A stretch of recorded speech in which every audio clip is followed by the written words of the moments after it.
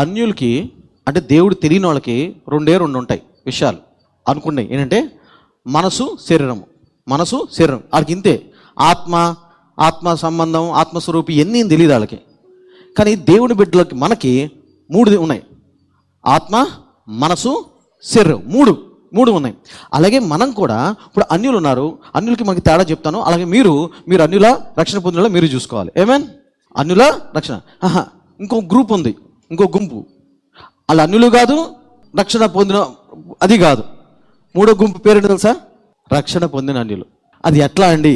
ఈ పేరు నీకు నేను అన్నా మిమ్మల్ని, కానీ ఇది వర్తిస్తా లేదు నువ్వే చూసుకోవాలి. రెడీ? ఓకే.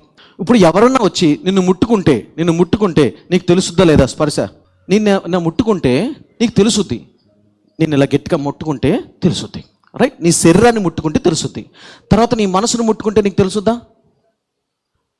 నీ మనసును ముట్టుకోగలరా ఎవరన్నా అసలు? నీ శరీరాన్ని ముట్టుకుంటారు, కానీ నీ మనసును ముట్టుకోగలరా ఎవరన్నా? లేదా? నేను ముట్టుకుని చూపిస్తాను నీ మనసుని.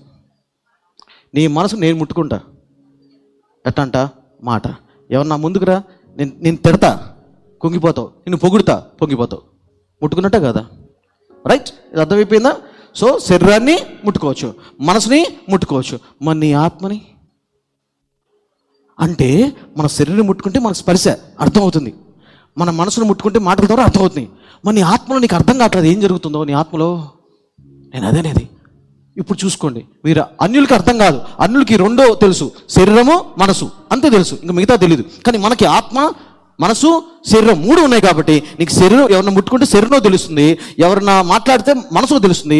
మరి ఆత్మలో తెలియట్లేదా నీకు ఏం జరుగుతుంది, ఏంటి, ఎట్లా అని తెలీదు అంటే ఆ పేరు వర్తిస్తుంది నీకు, రక్షణ పొందిన. అలాగే ఇంకొక మాట మీరు ఎప్పుడైనా గమనించారా? మీ ఇంట్లో కానీ జస్ట్ ఒక 4-5 కూర్చొని మాట్లాడుతున్నారు. వినండి, ఒక 4-5 కూర్చొని మాట్లాడుకుంటున్నారు. సడన్గా ఒక వేరే వ్యక్తి వచ్చాడు. రాగానే మొత్తం మారిపోద్ది వాతావరణం. రూమ్లో ఉన్నారు, మీరు 4 మాట్లాడుకున్నారు చక్కగా, అది ఇది మాట్లాడుతున్నారు. కరెక్ట్గా వేరే వాళ్ళు వచ్చారు. ఆ వేరే వాళ్ళు తేడా అని మీకు తెలుసు. ఆ వ్యక్తి ముందు ఎన్ని మాట్లాడలేవు. అప్పుడు మొత్తం రూమ్లో ఉన్న వాతావరణం మారిపోద్దా లేదా? ఒకలాగా అయిపోద్ది, మనసులో మారిపోద్ది, బయట కూడా మారిపోద్ది నాకు తెలిసి ఆ రూమ్లోనే. అది ఎంత నిజమో అలాగే కూడా దేవుని బిడ్డలైన మనము ఎక్కడికైనా వెళ్ళినా, ఒక పలానా ఇంటికి వెళ్ళినా, మన సన్నిధిని బట్టి అక్కడ వాతావరణం మారిపోద్ది. ఎవరి సన్నిధి? దేవుడి సన్నిధా మన సన్నిధా? మన సన్నిధి, దేవుడిది కాదు. అదేంటండి దేవుడు కాదా అంటే, దేవుడే కానీ దేవుడు కాదు, దేవుడిదే కానీ దేవుడిది కాదు. అంటే ఏంటి అర్థం ఏంటంటే, దేవుడి సన్నిధిని బట్టి అక్కడ మారితే ఏ దేవుని బిడ్డల్లో మారిపోవాలా, కానీ అది కాదు. ఏ దేవుని బిడ్డ అయితే దేవుని సన్నిధిని మోస్తాడో ఆ బిడ్డ వెళ్ళినప్పుడు వాతావరణం మారిపోద్ది. హల్లెలూయా.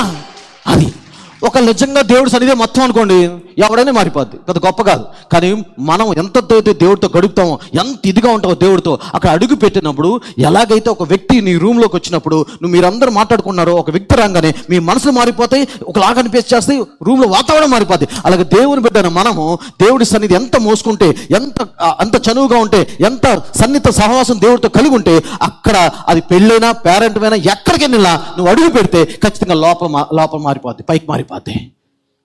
అది నేను అంటున్నా. శరీరం మాత్రమే కాదు, మనసు మాత్రమే కాదు, మనం ఆత్మలో కూడా గ్రహించాలా, అలా బతకాలా. మనకి ఆత్మ ఉంది, ఆత్మలో ఏం జరుగుతుంది అని ఆ అవగాహన, ఆ యావ మనకు ఉండాలా. అది నేను అనేది. అందుకని ఎప్పుడు కూడా నువ్వు అన్యుల్లాగా ఆలోచించొద్దు. నేను చెప్పేది అంటే ఇప్పుడు ఏదో ఎదిగిపోవాలి, ఇప్పుడు ఎదిగిపోండి నేను అనట్లా. కనీసం అన్యుల్లాగా ఆలోచించొద్దు. అన్యులకి మనసు, శరీరం అంతే. కానీ గుర్తుంచుకోండి, మనకు 3 భాగాలు ఉన్నాయి, ఆత్మ, మనసు, శరీరం. సో శరీరం నీకు తెలుసు, మనసు నీకు తెలుసు, నీ ఆత్మ గురించి కూడా నీకు తెలియాలా, ఆత్మను కూడా పట్టించుకోవాలా. ఆత్మలో ఏం జరుగుతుందో తెలిసి దాని ప్రకారంగా కూడా మనం ఆలోచించాలా, బతకాలా. ఎందుకంటే మామూలు వాళ్ళు సింపుల్ శరీరం మనసు ఇంతే బతుకుతారు. సో ఈ దినం నుంచి నువ్వు ఆలోచించుకో, నువ్వు రక్షణ పొందిన అన్యులలాగా ఉండొద్దు, రక్షణ పొందిన వాడిలాగే ఉండు.